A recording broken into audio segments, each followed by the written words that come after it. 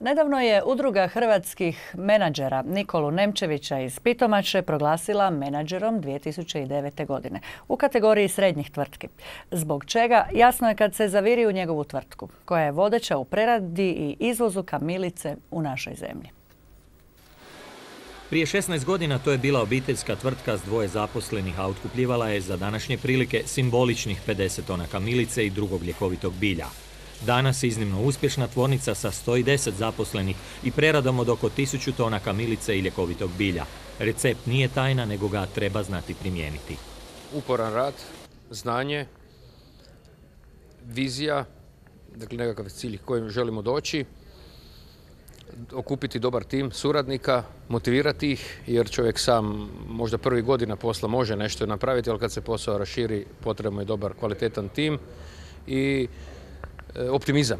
To bi možda naglasio kao dosta važnu odrednicu. U pogonima pitomačke tvrtke, koja je lani imala prihod od 47 milijuna kuna i dobit od 2 milijuna, kamilica i ostalo ljekovito bilje se prerađuju, a proizvode se i čajevi. Radimo u 3 smjene za sada. Kad imamo povećanu proizvodnju čajeva, znači radimo u 3 smjene, a kad su smanjene narudžbe, onda samo u 2.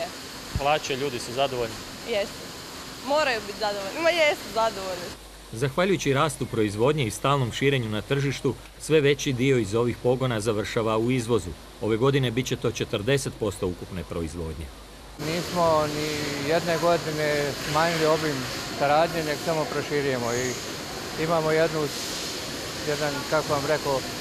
podršku, jedan servis ne samo u sirovinama, repromaterijalu, nego i u razvoju i jednostavno se osjećamo ovdje kao kod kuće i oni kad dođu kod nas jednostavno smo otvoreni za saradnju, razmjenjujemo iskustva i osjećam da ovdje nema tajni za nas.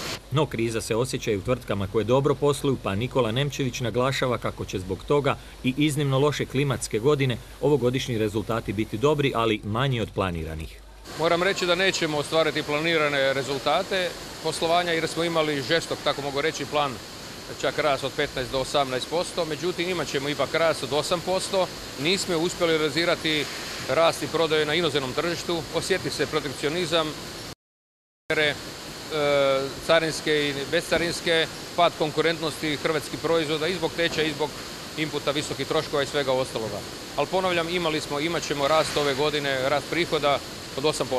Kao uspješan poduzetnik i izvoznik Nikola Nemčević smatra da bi njemu i ostalim proizvodnim tvrtkama država mogla znatno olakšati posao. Imamo godinama precijenjenu kunu i toliko smo zaglibili da je sad vrlo teško to naravno mijenjati. S druge strane nemamo nekakvih poticaja proizvodnji, pogotovo izvozu, jer mi smo od prvog dana bili orijentirani na izvoz i nažalost zadnjih godina taj izvoz stagnira ili blago pada jer zaista nas konkurentno slabi i zbog precijenjene kune, ali i zbog svih neporeznih i poreznih nameta koje je hrvatsko gospodarstvo pa i tako spada grupa opterećena. Uz povećanje broja kupaca na već postojećim tržištima Njemačke, Italije, BiH, Slovenije, pitomačka je tvrtka počela pripremati izvoz i u druge zemlje poput Izraela, Velike Britanije, Kanade i Rusije, a ozbiljniji rezultati očekuju se idućih godina. Na 160 hektara vlastitih površina počet će i ekološku proizvodnju. Čini se da je ipak od svih čajeva koje proizvodi ova tvrtka pronašla recept za onaj koji mnogi danas traže, posebice u krizi u ove dane obilježene uspavljujućom južinom. Čaj protiv gospodarske apatije.